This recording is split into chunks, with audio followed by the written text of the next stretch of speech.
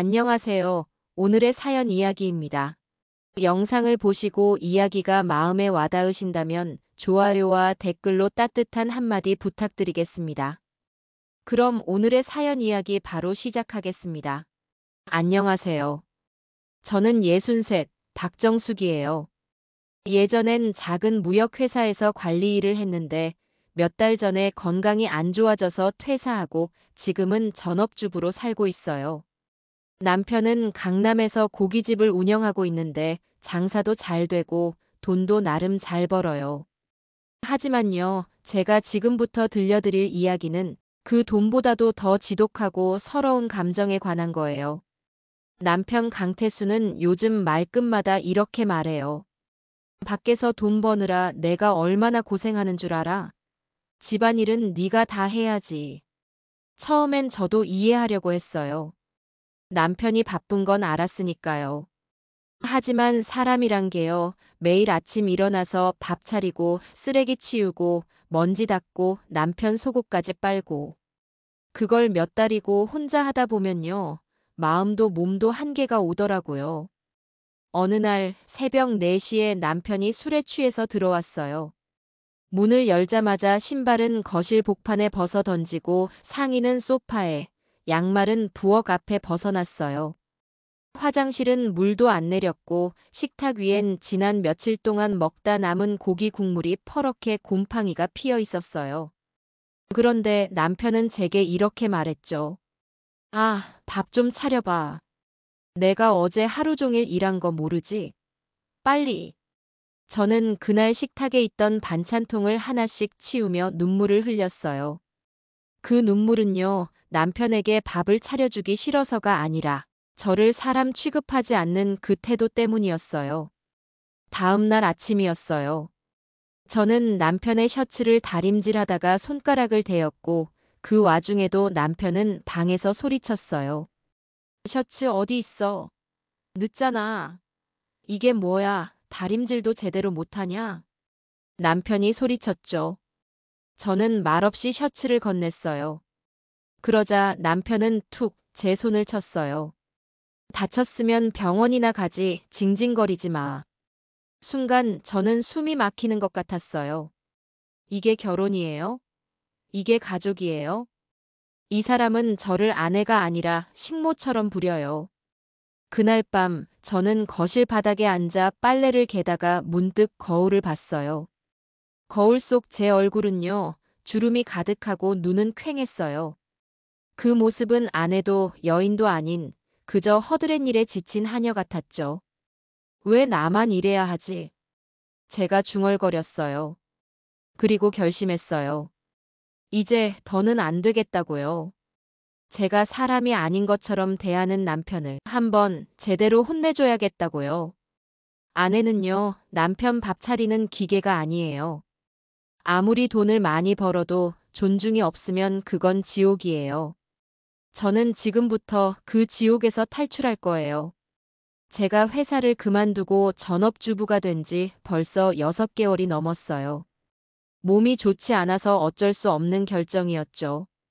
하지만 회사 다닐 땐 저도 꽤 잘 나갔어요. 꼬박꼬박 월급 모으고 적금 붓고 적은 돈이지만 주식도 해봤죠. 지금 이 아파트요, 사실은 제 이름으로 되어 있어요. 결혼 초반엔 남편이 식당을 시작하느라 돈이 없었어요. 그래서 제가 제 월급으로 전세금 맞췄고 이후엔 부모님 도움 받아서 이 집을 매매했죠. 남편은 그 사실을 잊은 건지 모르는 척하는 건지 자꾸 저를 사람 이하로 취급해요. 남편은 또 술에 취해 들어왔고 신발은 현관에 던지다시피 벗어났고 집안은 개판이었어요. 거실 한가운데 앉아서 침 뱉듯 말했죠. 넌 뭐 하루 종일 집에 있으면서 이것도 못 치워놔? 여긴 내가 번 돈으로 사는 집이잖아. 남편이 소리쳤죠. 순간 제 안에서 무언가 확 끊어졌어요. 저는 조용히, 차분히, 그러나 단호하게 말했어요. 이 집요? 제 명의예요. 제가 회사 다닐 때 모은 돈으로 계약했고 명의도 바꾼 적 없어요. 그러니까 앞으로 저한테 막말하거나 말 안 들으면요. 진짜 이 집에서 쫓겨날 수도 있어요. 제가 말했어요. 남편은 순간 멍하더니 헛웃음을 쳤어요. 아니, 그게 뭐 어쨌다고 지금 나 협박하는 거야? 협박 아니에요. 경고예요. 저를 더 이상 식모 취급하면 이 집에서 더는 못 살게 만들 거라는 분명한 경고예요. 제가 말했어요. 남편은 저를 노려보다가 결국 입을 꾹 다물고 침실로 들어갔어요. 문을 쾅 닫는 소리가 났고 저는 그 소리에 조금도 흔들리지 않았어요. 왜냐하면 이제는 저도 제 가치를 알고 있었으니까요. 그동안 제 존재가 얼마나 무시당했는지 이제는 스스로 인정하고 싶지 않았거든요. 그날 저녁 저는 남편이 벗어놓은 셔츠를 일부러 그대로 놔뒀어요. 그리고 식탁에도 반찬 하나 없이 제 밥만 조용히 차렸죠. 남편은 아무 말 없이 앉더니 말했어요. 밥은 안 차려놨어? 당신은 손도 못 놀려요? 밥도 못 퍼요? 내가 왜 당신 밥까지 차려야 하죠? 제가 말했어요. 남편은 아무 말도 못했어요. 그날 이후 처음으로 조용한 저녁이었어요. 그날 아침 남편은 평소보다 조금 일찍 일어나 부스스하게 주방으로 나왔어요. 식탁엔 제가 일부러 차려놓지 않은 밥상 대신 어제 먹고 남은 미역국이 그대로 식어 있었죠. 남편은 국그릇을 들여다보다가 한숨을 쉬었어요. 하지만 단 한마디도 사과는 없었어요. 국은 왜 이렇게 식었어? 전에는 내가 말 안 해도 따뜻하게 데워놨잖아. 남편이 불쾌하게 말했죠. 그 순간 저는 묘한 허탈함과 함께 이 사람 입에서는 끝까지 미안하단 말은 안 나오겠구나 하는 생각이 들었어요. 사실 저는 지금 남편이 벌어오는 돈으로 생활하고 있어요. 제 건강이 나빠진 이후 병원비며 생활비며 다 남편 소득에서 나가고 있죠. 심지어 하나뿐인 외동아들, 32 된 아들도 아직 부모 도움을 받고 있어요. 아들도 집에서 같이 살고 있는데 매달 남편에게 생활비 탓쓰는 입장이에요. 그런 상황에서 제가 남편에게 너무 세게 나가긴 어렵죠. 저 혼자만의 문제가 아니라 가족 전체가 걸려 있으니까요. 그래서 참고 또 참았어요. 하지만 인내심에도 한계는 있더라고요. 그날은 금요일 밤이었어요. 저는 조용히 마트에 다녀와서 반찬을 정리하고 있었죠. 그때였어요. 남편이 가게 마감하고 바로 들어온다고 했는데 밤 10시가 넘도록 오질 않았어요. 불길한 예감이 들어서 저는 남편 가게 쪽으로 직접 걸어가 보기로 했어요. 가게 근처 골목에서 은은하게 조명이 켜진 작은 주점이 보였어요. 유리창 너머로 남편이 보였죠. 그리고 그 옆엔 남편 가게에서 일하던 젊은 여자 직원이 다정하게 앉아 있었어요. 두 사람은 술잔을 부딪히며 웃고 있었고 남편은 그녀의 어깨에 팔을 올리고는 장난스레 귓속말을 하고 있었어요. 그 순간 제 손에 들고 있던 장바구니가 툭 떨어졌어요. 심장이 땅 밑으로 꺼지는 것 같았고 입술이 덜덜 떨리며 그 자리에 한동안 서 있었어요. 그런데 더 끔찍했던 건 남편이 저를 보고도 아무 일 없다는 듯 그녀의 옆에서 눈만 피하고 앉아 있었다는 거예요. 저는 곧장 집으로 돌아왔어요. 눈물도 안 났어요. 오히려 머릿속이 하얘졌죠. 남편이 1시간쯤 뒤에 들어왔어요. 취기가 살짝 오른 얼굴로 문을 열자마자 말했어요. 아이 피곤해.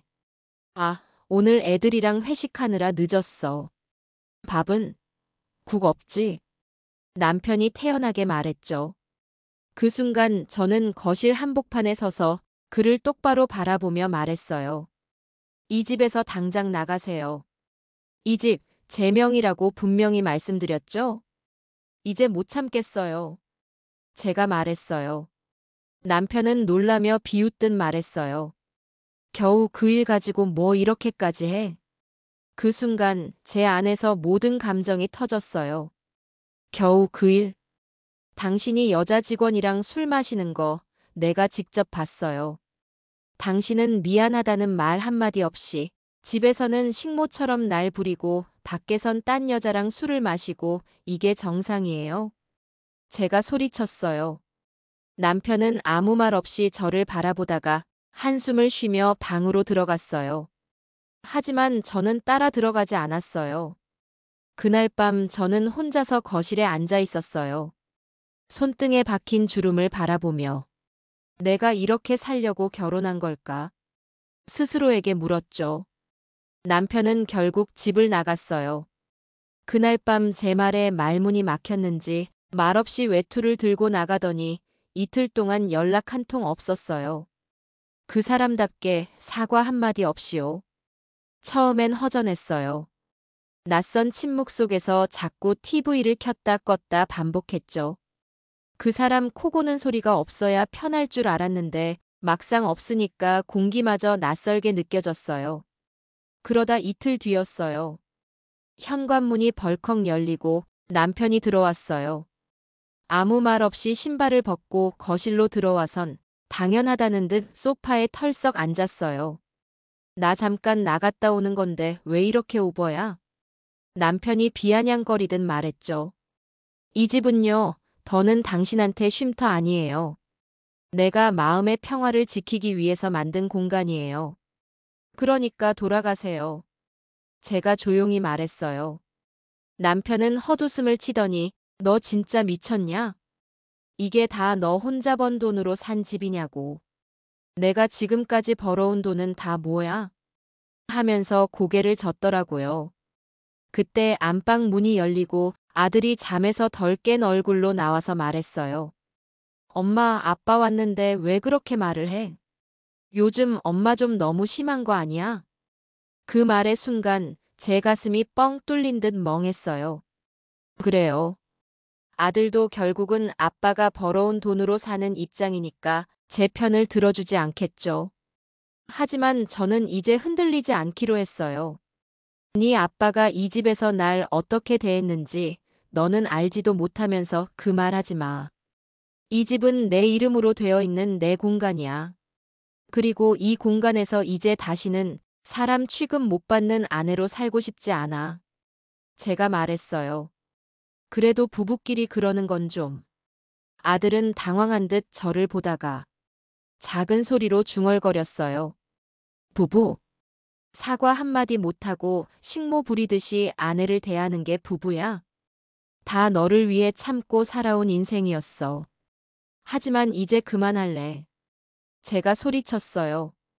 남편은 결국 말없이 다시 외투를 들고 나갔어요. 아들은 침묵 속에 다시 방으로 들어갔고 집 안엔 다시 고요함이 내려앉았어요. 하지만 이번 고요는 어딘지 모르게 제게 따뜻했어요. 남편은 그날 이후 짐을 싹 정리해서 나갔어요. 속옷, 셔츠, 면도기, 심지어 제사 때 쓰던 아버지 제기 세트까지 들고 나가더라고요. 그렇게 나간 뒤 며칠 동안 연락도 없고 소식도 없었어요. 아들은 점점 예민해졌고 저는 하루하루 공허한 집 안에서 조용히 삼시세끼를 준비했어요. 그 사람 없는 집이 이제 익숙해질 때쯤 낯선 벨소리가 울렸어요. 현관문을 열자마자 깍듯하게 정장을 입은 중년 남성이 고개를 숙였어요. 안녕하세요. 집주인입니다. 정확히는 이제 이 집 새 주인입니다. 며칠 전 이 집을 매매 계약했고요. 오늘부로 잔금까지 마무리됐습니다. 사모님, 이사 준비해 주셔야 할 것 같습니다. 그 순간 심장이 내려앉았어요. 뭐라고요? 이 집을요? 그럴 리가 없어요. 이 집은 제 명의예요. 제 이름으로 되어 있어요. 제가 말했어요. 그 남성은 서류를 꺼내 보이며 말했어요. 서류상으로는 현재 남편분 단독 명의로 변경된 상태고 저는 그 명의자와 직접 계약했습니다. 그 말에 손이 덜덜 떨렸어요. 분명 몇 년 전까진 제 이름이었는데 제가 몸이 안 좋아서 병원에 다닐 무렵 남편이 서류를 들고 와서는 갱신 서류라며 사인하라고 했던 게 떠올랐어요. 그게 명예 이전 서류였던 거였죠. 아들은 소파에 앉아 멍한 얼굴로 저를 봤어요. 엄마, 진짜 이 집 팔린 거예요? 우리 이제 어디 가요? 아들이 중얼거리듯 말했죠. 저는 당장 남편을 찾아가야겠다고 생각했어요. 더는 참지 않기로 마음먹었어요. 지금껏 참고 견디고 모른 척했던 제 인생을 더는 짓밟히게 둘 수 없었어요. 저녁 무렵, 저는 남편 가게로 갔어요. 식당 안은 여느 때처럼 고기 굽는 소리와 손님들 목소리로 북적였어요. 안쪽 룸에서 웃음소리가 들렸어요. 조용히 문을 열어봤죠. 남편은 그 여자 직원과 나란히 앉아 술을 마시며 웃고 있었어요. 여자의 팔이 남편 팔에 얹혀 있었고 남편은 전보다 더 환하게 웃고 있었어요. 마치 세상에 아무런 죄책감도 없는 사람처럼요. 순간 머릿속이 하얘졌어요. 저는 그 룸으로 걸어 들어갔고 아무 말 없이 남편의 뺨을 힘껏 후려쳤어요. 이 집까지 팔고 그 여자랑 술이 넘어가요? 당신 인간 맞아요? 제가 말했어요. 룸 안은 순식간에 조용해졌고 남편은 뺨을 감싸며 저를 노려봤어요. 하지만 저는 물러서지 않았어요. 이건 단순한 분노가 아니라 인생 전체를 짓밟힌 여자의 절규였으니까요. 룸 안은 정적이 흘렀어요. 남편은 뺨을 부여잡고 황당한 표정으로 저를 바라봤고 옆에 앉은 젊은 여자 직원은 당황해 고개를 숙였어요. 저는 아무 말도 하지 않았어요. 뭔가 말이 나오긴 해야 할 것 같은데 너무 억울하고 창피해서 도저히 입을 뗄 수가 없었어요. 그런데 남편은 갑자기 핸드폰을 꺼내 들고 어딘가에 전화를 걸었어요. 예, 여기 돼지고깃집이에요. 저 지금 폭행당했어요. 가게 안에서 제 아내한테요. 직원도 다 봤고요. 와서 확인해 보세요. 남편이 경찰에 신고했어요. 제가 말했어요. 순간 숨이 막히는 것 같았어요. 경찰? 남편이 지금 저를 신고했다고요? 곧 경찰 2명이 가게로 들어왔고 룸 안으로 조심스럽게 발걸음을 들여놨어요. 신고자분 어디 계세요? 경찰이 말했죠. 남편은 오른쪽 뺨을 손바닥으로 누르며 앉아 있다가 억울한 표정으로 경찰을 가리켰어요. 저 여자예요. 제 아내인데 갑자기 가게에 들어와서 뺨을 때렸어요. 직원도 다 봤고요. 고소할 거예요. 남편이 또박또박 말했어요. 그 말을 듣는 순간 주변의 시선이 피부를 찌르는 것 같았어요. 룸 밖에서는 가게 손님들이 웅성대기 시작했고 직원들마저 수군대며 힐끔거렸어요. 경찰이 제게 물었어요. 사모님 사실이세요? 저는 말없이 고개를 끄덕였어요. 한마디라도 하면 눈물이 터질까봐 입술을 꽉 물었어요. 결국 경찰서에 같이 가자는 말에 따라 나섰고 가게 문을 나설 때 남편은 저를 바라보며 조용히 비아냥거렸어요. 이렇게 된 거 우리 서로 끝까지 가보자. 남편이 말했어요. 그 말에 제 다리가 휘청였어요. 마치 세상에서 가장 큰 모욕을 당한 기분이었어요. 경찰서에서 풀려나 집에 돌아온 밤, 현관문을 열자마자 아들이 소파에 앉아 있더라고요. 눈빛은 낯설었고 표정은 무표정에 가까웠어요. 아들은 아무 말 없이 TV를 보고 있었지만 볼륨은 꺼져 있었고 채널은 뉴스 화면에서 멈춰 있었어요. 그게 말 대신 전하는 메시지 같았어요. 엄마, 뭐하러 그랬냐는 식의. 저는 말없이 방으로 들어가려다 멈춰 섰어요. 이대로는 안 될 것 같았어요. 말을 꺼냈어요. 너도 다 들었지? 아들은 잠시 멈칫하더니 고개를 끄덕였어요. 그 고개 끄덕임 안에는 수많은 의미가 담겨 있었어요.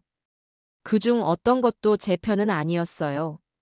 엄마가 그렇게까지 했어야 했어? 사람들 다 보는 데서 뺨까지 때리는 건 좀 너무한 거 아니야? 아들이 말했어요. 그 말에 저는 아무 대답도 못했어요. 가슴이 조여왔고 눈앞이 흐려졌어요. 그 뺨 한 대에 담긴 제 감정의 무게를 아들은 이해할 수 없겠죠. 넌 아빠가 집에서 나한테 어떻게 했는지 몰라. 그 사람이 어떻게 날 대했는지 너가 본 적은 있어? 제가 말했어요. 하지만 아들은 피곤하다는 듯 고개를 돌렸어요. 그래도 폭력은 안 되는 거잖아. 그건 아빠가 아니라 누구한테 해도 안 되는 거잖아. 아들이 말했어요. 그날 밤 저는 잠을 이루지 못했어요. 한밤중에 부엌 불을 켜고 혼자 식탁에 앉았어요. 식탁 위에 놓인 반찬통은 텅 비어 있었고 냉장고 문을 열자 김치 한 통과 물병 하나가 전부였어요. 배는 고팠지만 입맛이 없었고 가슴이 더 허기졌어요. 다음 날 아침이 되자 동네가 이상하게 느껴졌어요. 슈퍼 아주머니는 저를 보자 미소 대신 인사를 피했고 엘리베이터에서 만난 아랫집 부부는 평소처럼 말하지 않고 핸드폰을 바라봤어요. 그 시선이요, 너무 차가웠어요. 이 동네에서 못 살 것 같아. 제가 스스로에게 말했어요. 며칠이 지나자 저에 대한 소문이 돌기 시작했어요. 고깃집 사장 부인이 가게에서 술 먹는 자리 쳐들어가서 폭행했대. 경찰까지 왔다더라. 요즘 세상 무서워 진짜. 아들이랑도 사이 안 좋다며. 이런 이야기들이 마치 드라마 대사처럼 사람들 입을 타고 다녔어요. 하지만 그 대사 속 주인공은 제가 아니었으면 좋겠다고 간절히 바랐어요. 그날 밤 아들은 퇴근 후 들어오며 짧게 말했어요. 엄마, 이 집 그냥 나가면 안 돼. 아빠도 지금 집 없이 떠돌고 있고 그냥 서로 좀 떨어져 지내는 게 나을 것 같아. 아들이 말했어요. 저는 순간 숨이 멎는 줄 알았어요. 그 말이 엄마, 제발 이 집에서 나가줘요처럼 들렸어요. 그 집이요? 내가 피땀 흘려번 돈으로 장만했던 내 이름으로 되어 있던 그 집이요? 지금은 제 아들조차 저보고 그 집에서 떠나라고 말하고 있었어요. 그날 이후 제 마음은 한겨울 얼음장처럼 얼어붙었어요. 아무리 따뜻한 햇살이 비춰도 제 가슴 속엔 그림자만 짙어졌죠. 사람들이 수군대는 소리가 귓가를 떠나지 않았고 심지어 집 앞 슈퍼를 가는 것조차 겁이 났어요. 매번 지나가던 이웃 아주머니의 시선이 괜히 불편하게 느껴졌죠. 그동안 그 사람을 위해 참고 살아왔던 제 인생이 이렇게 바닥을 칠 줄은 몰랐어요. 눈을 감아도 떠오르는 건 남편의 비아냥거리는 얼굴뿐이었고 아들의 말 한마디 한마디가 제게 비수가 되어 꽂혔어요. 며칠 만에 남편에게서 연락이 왔어요. 오랜만에 듣는 그의 목소리는 차갑고 기계적이었어요. 감정이라곤 조금도 느껴지지 않는 말투였죠. 우리 그냥 이혼하자. 당신이랑은 더는 못 살겠어. 괜히 서로 피 말리느니 그냥 정리하자고. 가게도 내가 정리할 거니까 재산 분할은 정식으로 하자. 남편이 말했어요. 순간 심장이 철렁 내려앉았지만 이제는 웬만한 말로 흔들리지 않기로 다짐했어요. 분노보다 먼저 올라온 건 억울함이었어요. 수십 년을 참고 견디며 살아온 제가 이제 와서 이런 식으로 끝을 맞이한다는 게 너무 불공평했어요. 지금 그 말이 진심이에요? 당신 날 버릴 생각이에요? 그동안 내가 어떻게 살아왔는데요? 제가 말했어요. 남편은 아무런 대꾸 없이 전화를 끊었어요. 기억도 나지 않는 신혼 초반부터 아이를 키우며 남편 가게 뒷바라지까지 했던 시간들이 눈앞을 스치듯 떠올랐어요. 그 사람은 늘 바쁘다는 이유로 가정은 뒷전이었고 저는 회사 일과 집안일을 모두 감당하며 살아왔어요. 그런데 지금 와서 재산만 나눠서 끝내자니 제가 살아온 인생은요? 제 희생은, 제 시간은 다 어디로 간 거죠? 그래서 저는 마음을 먹었어요. 그 사람이 저를 어떻게 대했는지 정확하게 세상에 보여주기로요. 그날 이후 저는 남편의 행동 하나하나를 기록하기 시작했어요. 말 한마디, 눈빛 하나, 전화 통화 내역까지 놓치지 않으려고 노력했죠. 이제는 더 이상 눈물로 대응하지 않기로 했어요. 제가 무너지면 아무도 저를 대신 지켜주지 않을 거니까요. 혼자서 핸드폰 녹음 기능을 켜고 남편과 대화했고 가게 앞에서 기다렸다가 여자 직원과 함께 나오는 장면도 사진으로 남겼어요. 그게 비참하게 느껴질 수도 있었지만 저는 저 자신을 지키기 위한 싸움이라고 생각했어요. 더 이상 당하기만 하는 인생은 살지 않기로 결심했죠. 남편은 저를 만날 때마다 계속 도장을 찍으라며 압박했어요. 좋게 끝낼 수 있을 때 끝내자고. 지금이라도 싸우지 말고 그냥 각자 살자. 하지만 저는 웃으며 고개를 저었어요. 끝내기요? 그건 당신이 정할 수 있는 문제가 아니에요. 당신이 나한테 했던 말들, 사람 취급 안 하고 식모 부리듯 했던 그 말들. 다 기록돼 있어요. 그리고 당신 그 여자랑 술 마시던 장면도 사진에 있어요. 제가 말했어요. 남편은 순간 당황한 눈빛을 감추지 못했어요.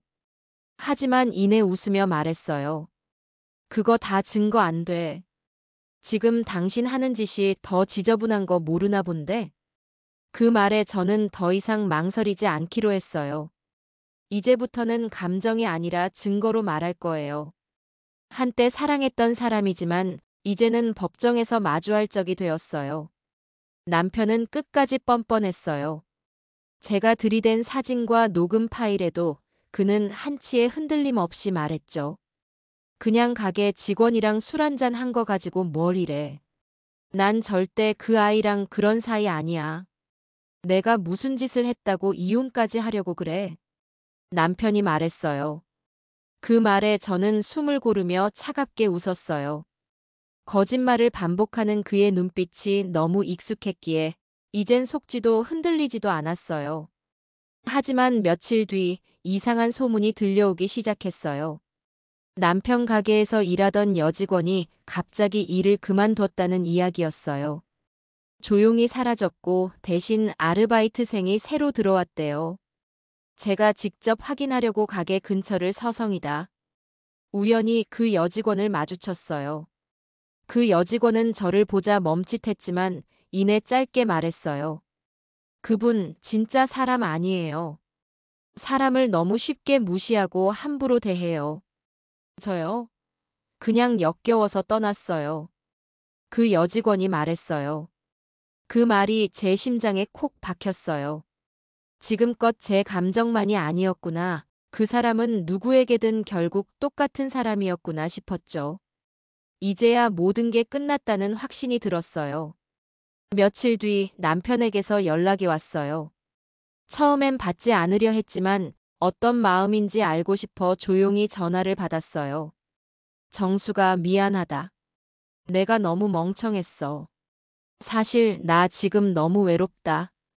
우리 다시 처음처럼 살면 안 될까? 남편이 말했어요.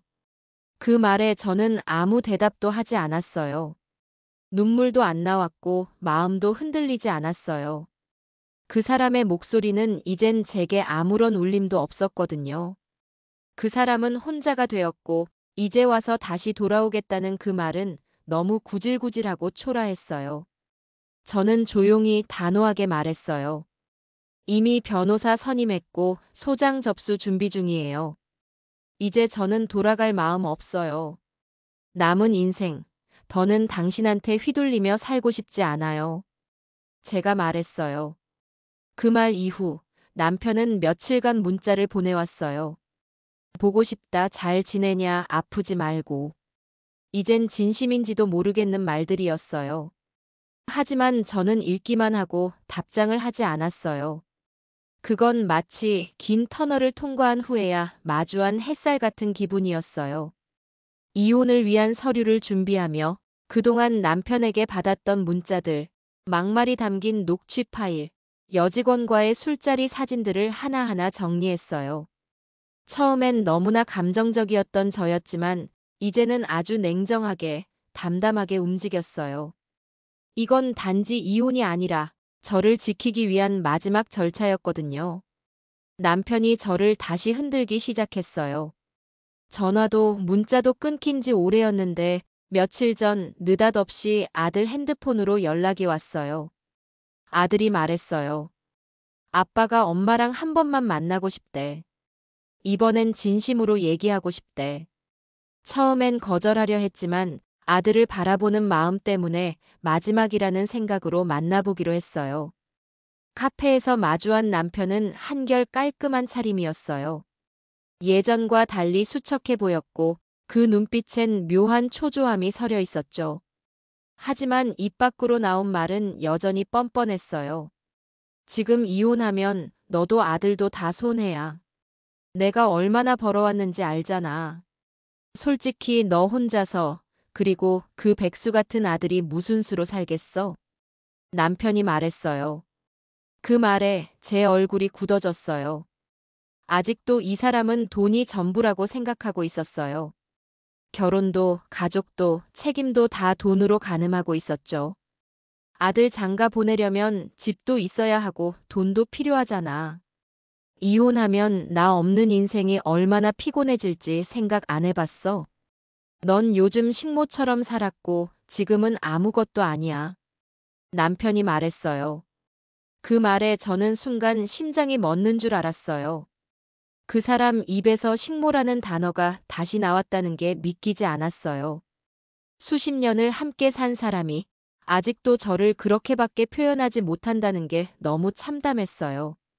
하지만 그 말보다 더 아팠던 건 아들을 인질 삼듯 협박하는 방식이었어요. 제 아들이, 제 전부인 아이가 이 사람 손에 휘둘리는 그림이 떠올라서 숨이 턱 막혔어요. 그날 밤 저는 아들에게 조심스럽게 물었어요. 아들, 혹시 너가 아빠 돈 없어지면 너무 힘들어지는 거 아닌지, 엄마가 이혼 안 하고 참으면 좋겠다고 생각한 적 있어? 제가 말했어요. 아들은 깜짝 놀라더니 고개를 절레절레 흔들었어요. 엄마, 그런 생각 한 번도 안 했어요. 오히려 내가 더 미안했어요. 아빠가 엄마한테 어떻게 했는지 내가 다 못 본 것 같아서. 그 사람이 돈으로 사람을 지배하려고 해도 엄마는 절대 흔들리지 않았으면 좋겠어요. 엄마가 잘못한 거 없잖아요. 아들이 말했어요. 그 말에 저는 눈물을 터뜨렸어요. 그렇게도 차갑고 외롭게 느껴졌던 세상 속에서 제 아들만은 단단히 저를 붙잡아주고 있었어요. 그날 이후 저는 하루에도 수십 번씩 마음이 흔들렸어요. 아들을 위해 참아야 할까, 또다시 모든 걸 껴안고 살아야 하나 고민했죠. 하지만 밤마다 가슴이 답답했고 눈을 감아도 남편의 막말과 배신이 떠올랐어요. 아무리 아들을 위해서라도 제 자신을 버릴 수는 없다는 생각이 들었죠. 그러던 어느 날 아들이 제 손을 꼭 잡고 말했어요. 엄마, 이제 아빠 없이 우리 둘이 살자. 내가 다 책임질게요. 엄마 인생이 이렇게 끝나면 안 되잖아요. 아들이 말했어요. 그 말에 저는 눈물이 왈칵 쏟아졌어요. 그제야 알았어요. 제가 지켜야 할 건 남편과의 결혼이 아니라 나 자신과 아들의 존엄이란 걸요. 저는 결심했어요. 이번엔 정말로 끝내야겠다고요. 다음 날 저는 변호사 사무실에 갔어요. 지금까지 모아온 자료를 모두 꺼내놓고 말했어요. 이혼 소송 정식으로 진행해주세요. 상대는 협박했고 수년간 언어적 학대가 있었습니다. 저는 더 이상 저를 부정하며 살고 싶지 않아요. 제가 말했어요. 변호사는 고개를 끄덕이며 차분히 절차를 설명해줬고 저는 하나하나 사인하며 마음속으로 중얼거렸어요. 정수가 수고했어. 이제 진짜 너의 인생을 살아도 돼. 이혼 소장을 접수하고 나서 며칠 뒤 정식 재판 일정이 잡혔다는 연락을 받았어요. 심장이 쿵 내려앉는 느낌이 들었지만 이건 끝을 위한 과정이라고 스스로를 다독였어요. 재판 당일 아침, 저는 거울 앞에 앉아 조용히 입술을 발랐어요. 살면서 법정이라는 곳에 직접 들어서게 될 줄은 몰랐지만 그날따라 이상하게 마음이 차분했어요. 긴 시간 쌓여있던 분노와 슬픔이 이젠 정리되어 가는 기분이었죠. 법원 앞에 도착했을 땐 남편이 이미 복도에 앉아 있었어요. 저를 보자 눈길을 피하더니 작은 소리로 중얼거렸어요. 이렇게까지 해야 돼? 우린 그래도 부부였잖아. 저는 대답하지 않았어요. 이미 그 사람의 말에 흔들릴 감정은 제 안에서 다 말라버렸으니까요. 재판정에 들어선 그날, 저는 심장이 터질 듯 두근거렸어요. 손은 덜덜 떨렸고 입술은 바짝 말라 있었죠. 하지만 법정 안의 공기와 남편과 눈이 마주쳤을 때의 싸늘한 감정은 오히려 저를 단단하게 만들었어요. 판사님 앞에 서서 저는 지금까지 모아온 증거들과 함께 제 삶을 이야기했어요. 남편이 저를 어떻게 무시했고 얼마나 많은 상처를 안겼는지 담담히 말했죠. 저는 30년 넘게 이 가정을 지키기 위해 살았어요. 하지만 그 사람은 단 한 번도 저를 동등한 사람으로 존중해주지 않았어요. 법정은 조용했고 판사님도 방청객들도 숨을 죽였어요. 그 순간 저는 깨달았어요. 나는 더 이상 피해자가 아니라 내 인생을 바로잡는 증인이다. 남편은 변호사를 통해 가정 내 분쟁은 사소한 말다툼이었으며 이혼 사유가 될 정도는 아니다라는 주장과 피고인 역시 경제적 책임을 져왔고 정숙 씨가 부당한 감정적 폭력을 행사했다는 말을 반복했어요. 재판 중간 쉬는 시간 남편은 저를 붙잡고 말했어요. 그 증거들 그냥 없던 걸로 해줘. 우리 아들 봐서라도 조용히 끝내자. 하지만 저는 단호했어요. 그 사람은 끝까지 자신이 저지른 일에 대해 미안하다는 말 한마디 없었고 오히려 모든 책임을 제게 돌리려 했어요. 아들은 더 이상 당신 방패가 아니에요. 그 아이는 지금 저와 함께 진실을 보고 있어요. 이제는 끝까지 가보자고요. 제가 말했어요. 재판이 이어지는 동안 저는 남편과의 문자 내용, 녹취된 막말, 그리고 여직원과의 부적절한 관계를 입증할 수 있는 자료들을 제출했어요. 그 하나하나가 저를 울렸던 기억이었지만 이젠 슬픔보다 명확한 증거로 제 인생을 말해주는 언어가 되었어요. 마지막 진술이 끝난 후 판사는 조용히 말했어요. 이혼 사유에 해당할 수 있는 정황이 충분히 있으며 양측 모두에게 일정한 재산 분할과 위자료에 대한 법적 절차가 적용될 수 있습니다. 최종 판결은 다음 기일에 고지하겠습니다. 판사님이 말했어요. 재판이 끝난 뒤 복도에 서 있던 남편은 저를 바라보며 말했어요. 정수가 진짜 우리 이혼하는 거야? 남편이 말했어요. 저는 조용히 고개를 끄덕였어요. 지금껏 기다린 말이지만 그 말은 이제 저에게 아무런 의미가 없었어요. 이혼 판결이 내려진 날, 저는 담담하게 법정을 나섰어요. 긴 시간 동안 질질 끌려온 감정의 소송이 마침내 종지부를 찍은 거예요. 주변은 여전히 바쁘고 분주했지만 제 안은 평온했어요. 숨이 잘 쉬어지고 눈물이 나지 않았어요. 법원 계단을 내려오는데 기다리고 있던 아들이 다가와 말했어요. 엄마 잘했어요. 이젠 우리 행복하게 살자. 그 말에 저는 조용히 고개를 끄덕였어요. 그제야 알겠더라고요. 이 결혼은 끝났지만 저의 삶은 이제 다시 시작된 거라는 걸요. 그날 이후 저는 다시 처음부터 삶을 정리했어요. 작고 아담한 원룸을 계약했고 직접 커튼 색을 고르고 식탁과 침대를 골랐어요. 전기 주전자가 처음 작동할 때 기분이 묘하게 울컥했어요. 이젠 제 손으로 끓인 물을 누구 눈치도 보지 않고 마실 수 있다는 게 이렇게도 소중한 일이었어요. 아들과 함께 작은 테이블에 앉아 밥을 먹고 웃으며 대화를 나누는 그 시간이 그 무엇보다 감사했어요. 그런데 며칠 뒤 남편에게서 갑자기 연락이 왔어요. 그는 이혼 판결 이후 한참 연락이 없었는데 이번엔 문자로 짧게 말했어요. 정수가 나 미안하다. 다시 시작하면 안 될까? 그 말에 저는 핸드폰을 내려놓고 한참을 바라만 봤어요. 예전 같았으면 마음이 흔들렸을지도 몰라요. 하지만 지금의 저는 더는 그 사람의 말에 눈물 흘리는 사람이 아니었어요. 그 사람은 모든 걸 잃고 이제 와서 후회하고 있었겠죠.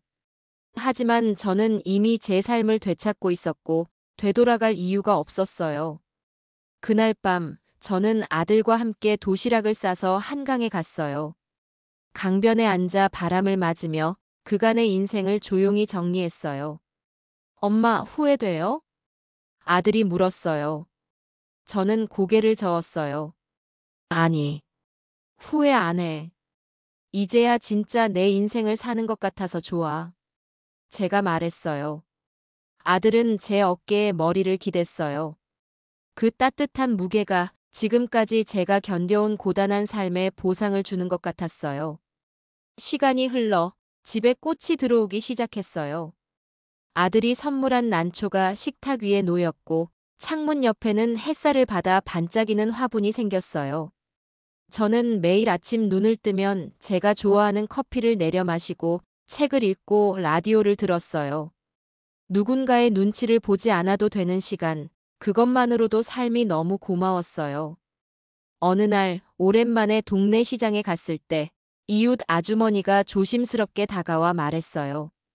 정숙 씨, 얼굴이 정말 밝아졌네요. 예전보다 훨씬 젊어 보여요. 아주머니가 말했어요. 그 말에 저는 쑥스럽게 웃으며 고개를 숙였어요. 그제야 알았어요. 사람이 진심으로 웃을 수 있는 얼굴은 속이 평온해야 가능한 일이란 걸요. 이혼은 끝이 아니었어요. 그건 제가 제 자신을 다시 꺼내어 보는 과정이었고, 수십 년간 가족을 위해 참아왔던 저를 이제는 제가 안아주는 시간이었어요. 이제야 알겠어요. 아내도 엄마도 며느리도 결국은 사람이라는 사실을요. 누구의 뒤에서 살아가던 인생이 아니라 내 이름으로 살아가는 하루하루가 얼마나 소중한지요. 사랑받고 싶었던 날들, 외롭고 서러웠던 밤들. 모두 지나가고 나서야 비로소 저는 저를 이해하게 되었어요. 이제 저는 더 이상 누군가의 식모가 아닌 제 인생의 주인으로 살아가요. 이 세상의 모든 어머니들께 말씀드리고 싶어요. 지금껏 참느라 수고 많으셨어요. 이제는 참지 마시고 여러분들의 마음부터 지켜주세요. 오늘의 사연 이야기는 여기까지입니다. 오늘의 이야기가 마음에 와닿으셨다면 좋아요와 댓글로 따뜻한 한마디 부탁드려요.